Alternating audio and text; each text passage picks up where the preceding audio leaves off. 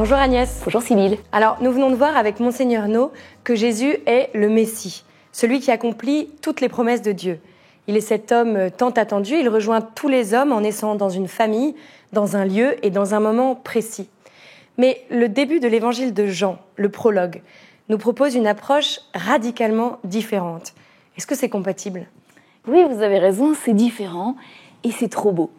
Chaque évangéliste est un témoin particulier qui nous donne à voir une facette du diamant pour nous permettre de connaître Jésus.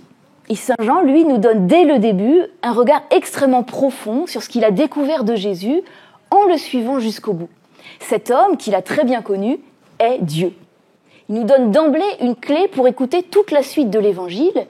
Au commencement était le Verbe, c'est-à-dire la parole de Dieu, Dieu qui nous parle, Dieu qui se révèle. Et le Verbe était auprès de Dieu, et le Verbe était Dieu. Voilà la première manière de présenter Jésus. Il est le Verbe, il est Dieu. Et c'est sur fond de cette étonnante affirmation que l'on va rencontrer Jésus dans le récit qui commence. Un homme est Dieu ? Comment comprendre cela ? Oui, merci de votre étonnement. Il faut s'étonner.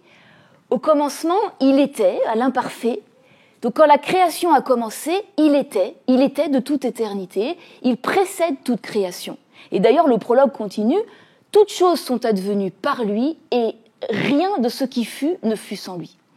En lui était la vie et la vie était la lumière des hommes.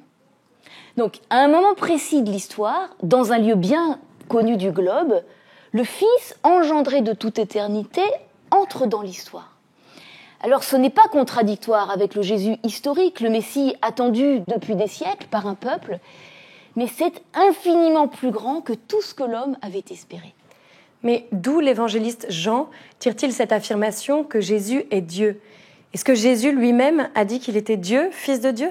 Oui, Jésus a clairement révélé sa divinité et c'est même pour cela qu'il a été mis à mort. Mais bien sûr, c'est tellement une bombe de dire une chose pareille qu'il n'a pu le révéler que progressivement dans un chemin avec ceux qui acceptaient de le suivre. Au début, dans l'évangile de Jean, les premiers disciples de Jésus sont saisis par sa personne. Nous avons trouvé le Messie. Celui dont Moïse a parlé, nous l'avons trouvé. Rabbi, tu es le roi d'Israël. Par tous ces titres, ils disent qu'ils ont reconnu en Jésus celui qu'ils attendaient. Et Jésus ne les contredit pas. Il est bien le Messie. Mais il est bien plus que le Messie qu'ils attendaient. Nathanaël, tu verras des choses plus grandes encore. Vous verrez le ciel ouvert et au-dessus du Fils de l'homme. Ce sera plus que la libération attendue. Le ciel va s'ouvrir. Ça veut dire que l'homme va avoir accès à une communion d'amour parfaite, celle qui est vécue en Dieu. Et donc, dans la suite de l'Évangile, Jésus va révéler explicitement qu'il est Dieu ? Où ça ? Eh bien, moi, je vous propose de relire tout l'Évangile de Jean en vous posant cette très bonne question. Et je vous donne deux clés. D'abord, Jésus emploie très régulièrement l'expression « je suis ». Parfois avec un complément, je suis le pain de vie, je suis la lumière du monde, le bon berger, le chemin, la vérité, la vie. Parfois aussi avec un complément sous-entendu. Es-tu le Messie ? Je suis. C'est souvent traduit « c'est moi ». Lorsqu'il arrive en marchant sur les eaux auprès des disciples, je suis. Et les disciples le reconnaissent. Et plus étonnant encore, à 3 reprises, ce je suis apparaît sans complément. Comme par exemple au chapitre 13, je vous le dis dès à présent, avant que la chose n'arrive, pour qu'une fois celle-ci arrivée, vous croyez que je suis. Là, il n'y a plus de doute. Ce titre, tellement fréquent dans la bouche de Jésus, fait clairement référence à la révélation du nom de Dieu à Moïse en Exode. Jésus est « je suis ». Il est Dieu, Dieu qui se révèle dans une vie d'homme. Et la seconde clé ? Voilà, donc seconde clé, eh bien Jésus révèle qu'il est le Fils de Dieu au sens fort du terme. Il vient de Dieu. Il voit, il entend, il connaît le Père, ce qui lui permet de dire les paroles mêmes du Père et de faire ses œuvres. Jésus est très clair. Celui qui m'a vu a vu le Père. Moi et le Père, nous sommes un. Mais comment pouvons-nous comprendre le fait qu'un homme soit Dieu ? Si Jésus est un homme, est-ce qu'il est un homme spécial ? Son humanité n'est quand même pas tout à fait la même que la mienne. Oui, c'est tellement fou, un Dieu qui se fait homme, que c'est tout un chemin pour nous d'accueillir une telle révélation. Un homme que plein de gens ont rencontré, un vrai homme avec une âme, une intelligence d'homme, une volonté, une liberté, une psychologie, un corps d'homme, un homme complet, quoi. Eh bien, cet homme est Dieu, le Fils unique de Dieu de toute éternité. Et on ne peut pas couper en deux tranches comme si en lui il y avait une personne humaine et une personne divine.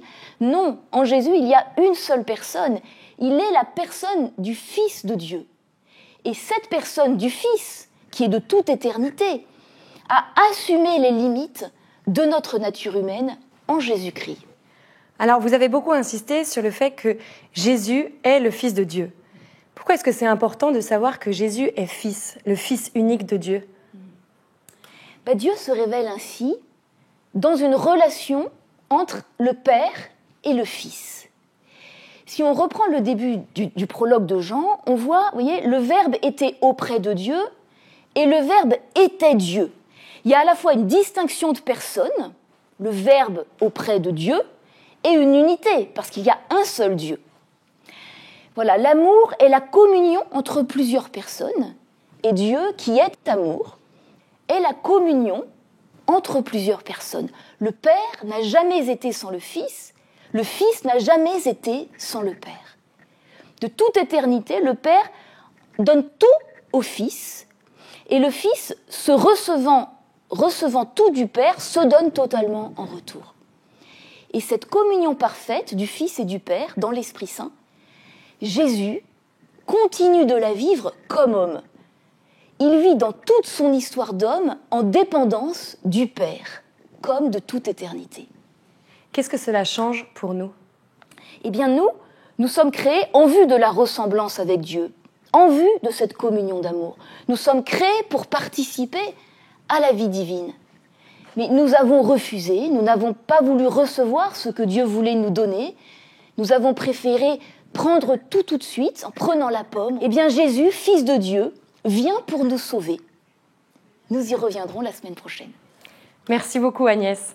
En effet, la semaine prochaine, nous allons entrer dans le mystère du salut. Jésus est le Sauveur. Mais de quoi doit-il nous sauver ? Pourquoi doit-il nous sauver ?